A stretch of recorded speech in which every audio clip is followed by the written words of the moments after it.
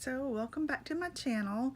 Today I'm sharing something with you that is totally unrelated to anything that's ever been on my channel before, but I am showing you this folding rack that I made from the Dollar Tree, and you will see that I have 6 of these sink mats, and all that I have done is on the ends here they're just duct taped together where they won't fold very easily.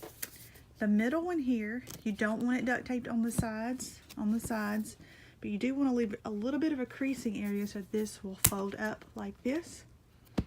And then here on the outside, again, you don't want that one to fold. But what we're going to do is we're going to lay a shirt down here, face down, and I'm going to flip this side over, open it back up, flip this side over, open it back up, and fold that over.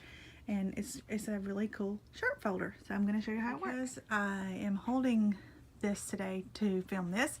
I went ahead and pre-laid the shirt down onto the sink mats.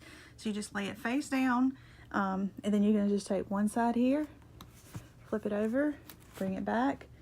Your other side, flip it over, bring it back. You're going to flip your end up like that, bring it back, and then roll it over, and a perfect fold to a shirt.